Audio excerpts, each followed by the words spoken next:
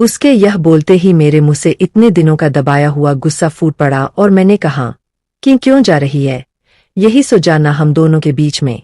नमस्कार दोस्तों, हमारा नाम सोनिया है। अभी मैं आपसे मेरे नेचर के ऐसे पहलू के बारे में बात करने वाली हूं जिसका मुझे भी पता नहीं था। कहते हैं जीवन में अच्छा दोस्त मिलना बहुत मुश्किल होता है, लेकिन मेरी एक बेस्ट फ्रेंड थी जिसका नाम बरखा है। और ऐसे वैसी दोस्ती नहीं थी, सगी बहनों से भी ज्यादा प्यार था हम दोनों में। हम तो हमेशा यही सोचते थे कि शादी भी एक ही घर में करेंगे ताकि कोई हम दोनों को शादी के बाद भी अलग नहीं कर सके। मेरे घर वाले मुझसे ज्यादा मेरी सहेली बरखा को मानते थे और उसके घर वाले मुझे। बस यह समझो कि उसका घर मेरा और मेरा घर उसका है। समय के साथ साथ सब कुछ करना पड़ता है। मेरे लिए एक अच्छा रिश्ता आया। लड़का सॉफ्टवेयर इंजीनियर था, अच्छा कमाता था, सचिन नाम था उनका। मेरे घर वालों ने मुझसे पहले बरखा को तस्वीर दिखाई। उसे देखते ही लड़का पसंद आ गया और मुझे भी बोली कि अच्छा है, तू मिलने जा उसको। मैंने कहा कि तू भी चलेगी, मैं अकेले नहीं जाने वाली। बरखा बोली पागल है, तू डेट पर जा रही है, मैं क्या करूंगी वहां जाकर, क्या कबाब में हड्डी बनने के लिए जाऊंगी। लेकिन मैं नहीं मानी। मैं बरखा से नर्वस होकर बोली कि थोड़ी देर बाद तू चली जाना, लेकिन लड़के से तू भी कुछ बात कर ले, मिल ले। तू अपनी बेस्ट फ्रेंड को ऐसे ही किसी के साथ शादी करने देंगी क्या? मेरे मनाने पर बरखा मान गई। हम दोनों उससे मिलने गए। घर वालों को कोई ऐतराज नहीं था क्योंकि बरखा मेरे साथ ही थी। सचिन से हम एक रेस्टोरेंट में मिले। सचिन हम दोनों को बहुत अच्छा लगा। बरखा को तो इतना पसंद आया कि वो तो उसे जीजू बोलने लगी। सचिन भी उसके साथ बहुत घुल गया था। देखा जाए तो सचिन और बरखा का स्वभाव बिल्कुल एक जैसा ही था, इसलिए मुझे भी पसंद आया। बस सब अचानक और जल्दी में हो रहा था। चट मंगनी और पट ब्याह वाला सीन हो रहा था मेरे साथ, और बहुत जल्दी ही हमारी शादी हो गई थी। एक अच्छी बात यह थी कि सचिन की जॉब हमारे शहर में ही थी। उन्होंने एक नया फ्लैट ले लिया था और सचिन जी की बाकी फैमिली अभी अपने पुराने घर में ही रहती थी। इस वजह से शादी के बाद भी मुझे घर वालों और बरखा से मिलने में कोई प्रॉब्लम नहीं होती थी। आए दिन बरखा मुझसे और सचिन से मिलने हमारे यहाँ आती रहती थी। शादी के अभी 6 महीने ही हुए थे। पहले तो मैं ही बरखा को घर पर खाने के लिए बुला लिया करती थी या कभी बाहर जाते समय बुला लिया करती थी, लेकिन अब तो सचिन खुद ही फोन करके बुलाने लग गए थे। धीरे धीरे मुझे पता भी नहीं चला और मैं बरखा से अपने आप को इनसिक्योर महसूस करने लगी। मुझे नहीं पता था कि शादी के बाद मुझ में यह चेंज आ जाएगा। सचिन और बरखा का स्वभाव एक सा ही था।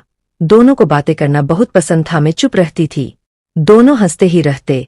बरखा मुझसे ज्यादा इंटेलिजेंट, हंसमुख, मुफ्त थी, इस कारण हमेशा लोग उसे ज्यादा पसंद करते थे।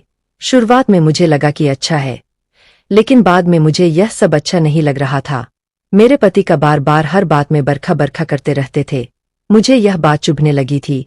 उसका भी बात बात में उनका हाथ पकड़ना और हंसते रहना मुझे खाने लगा। मैंने अपनी तरफ से अब बरखा को बुलाना और उसने मिलना कम करना चाहती थी। मैं कोशिश करने लगी किसी न किसी बहाने से कि वह अब घर पर न आए। एक शाम अचानक ही वो और मेरे पति साथ में घर आए और बाहर डिनर पर जाने के लिए बोलने लगे। मैंने कहा कि मेरी तबीयत ठीक नहीं है। बरखा बोली इसका हमेशा ऐसा ही रहता है, बोरिंग घर में रहती है, इसके लिए कुछ पैक करा लेंगे, चलो जीजू हम दोनों चलते हैं। उन्होंने मेरी तबीयत भी नहीं पूछी और बरखा के साथ बाहर डिनर पर चले गए। उस दिन मेरे कलेजे पर जैसे सांप लौट गए थे।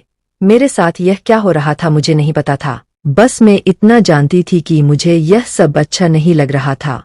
रात जब वो घर आए तो मेरा पारा चढ़ा हुआ था। वो तो आए ही, उनके साथ बरखा भी आ गई। दोनों अंदर आए और मेरा खाना टेबल पर रखते हैं। बरखा कहती है कि अब मैं चलती हूँ जीजू। उसके यह बोलते ही मेरे मुंह से इतने दिनों का दबा गुस्सा फूट पड़ा और मैंने कहा कि क्यों जा रही है, यही सो जाना हम दोनों के बीच में। दोनों की हंसी रुक गई, चारों तरफ सन्नाटा छा गया। बरखा को एहसास हो गया कि मैंने मजाक में नहीं बोली है यह बात। कुछ पल उसने मेरी तरफ देखा, फिर दरवाजा खोल कर चली गई। सचिन मुझे कहते हैं यह क्या तरीका है बात करने का। मैंने कहा आप ज्यादा चिंता मत करो, वो मेरी दोस्त है, आपको इतना बुरा क्यों लग रहा है? आप हम दोनों को एक साथ ही मिले थे ना, आपको वो ज्यादा पसंद थी तो उसी से शादी करना था, मुझसे क्यों की? सचिन ने कहा आखिर तुम भी उसी सोच वाली निकली। तुम दोनों ने ही कहा था कि तुम्हें शादी के बाद भी अलग नहीं होना।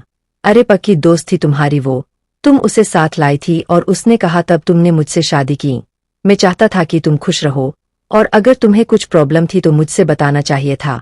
अचानक ऐसे कुछ भी बोल रही हो। सचिन यह बोलकर कमरे में चले गए। उस समय मैंने जो किया मुझे सही लगा, पर जो मैं महसूस कर रही थी वो मैंने बोल दिया बरखा को। अगले दिन सुबह सचिन ने मुझसे बात नहीं की, ना ही बरखा का फोन आया और ना ही वो घर आई। 1-2 दिन वह गुस्सा रहे लेकिन फिर वो सही हो गए। शायद बरखा ने ही उन्हें ऐसा करने को बोला होगा, लेकिन अब घर में उनके मुंह से बरखा का नाम एक बार भी नहीं निकला। करीब 1 महीने हो गए थे बरखा को आए या बात करें।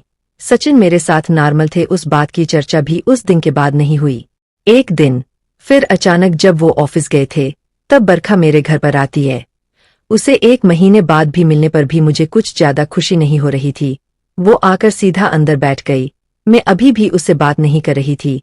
वो बोली, मैं शादी के पहले वाली सोनिया को अच्छे से जानती हूँ और वो अपनी बात और तकलीफ मन में ही छुपा कर रखती थी।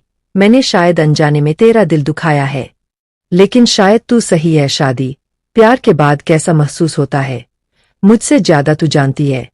दोस्त की अपनी जगह होती है और प्यार की अपनी। मुझे इस तरह तेरी जिंदगी में नहीं घुसना चाहिए था। यह सारी बातें मैं शायद मैं अपने पति के लिए भी महसूस करूं। पहले मुझे तुझ पर गुस्सा आया, लेकिन अब मुझे लगता है गलती मेरी भी है। मैंने तेरी चीज को अपना ही समझा, तेरी फैमिली को अपना माना, पर शायद तेरी इस लाइफ से मुझे दूर रहना था।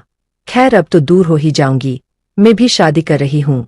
जैसे तूने सचिन को पहले मुझसे मिलाया, वैसे मैंने सचिन को उससे मिलाया। तुझसे गुस्सा थी इसलिए तुझे बताया नहीं, पर मुझे लगा कि तुझे शादी में ना बुलाया तो एक और बड़ी गलती होगी, क्योंकि अब इस शहर में कम ही आना होगा। बरखा की बात खत्म होते ही मेरी आंखों में आंसू आ गए। वो गुस्सा और जलन जो मैं फील कर रही थी पता नहीं कुछ ही सेकंड में कहाँ गायब हो गया। गले लगाए बिना बरखा को नहीं रह पाई। उसको रोते हुए मैंने सॉरी कहा। वो बोली, सॉरी मत बोल, मैं शादी कर रही हूँ, फिर बताऊंगी कि कोई मेरे वाले के साथ अगर ऐसा करेगा तो कैसा लगेगा। आखिर उसकी शादी का दिन भी आ गया। जितना वो मेरी शादी में नाची थी उससे ज्यादा मैंने उसकी शादी में धमाल मचाया। अब भी हम अच्छे दोस्त हैं और हमारे पति भी बार बार, लेकिन अभी भी वो मुझे मजाक में ताना मारते हैं और बरखा भी मजाक में कहती है, नहीं मैं दोनों के बीच में नहीं सोऊंगी, चिंता मत कर। मेरे प्यारे दोस्तों, मैंने एक यह बात सीखी, अगर कुछ प्रॉब्लम है तो उससे बात करो। वो अगर आपका सच्चा दोस्त होगा तो समझेगा जरूर। दोस्तों, इस स्टोरी को लेकर आपकी क्या राय है नीचे कमेंट करके हमें जरूर बताइएगा। वीडियो को लाइक शेयर अवश्य करें ऐसे ही, और कहानी सुनने के लिए हमारे चैनल को सब्सक्राइब करके बेल आइकन जरूर ऑन कर लीजिए, जिससे नई वीडियो की नोटिफिकेशन आपको मिल सके।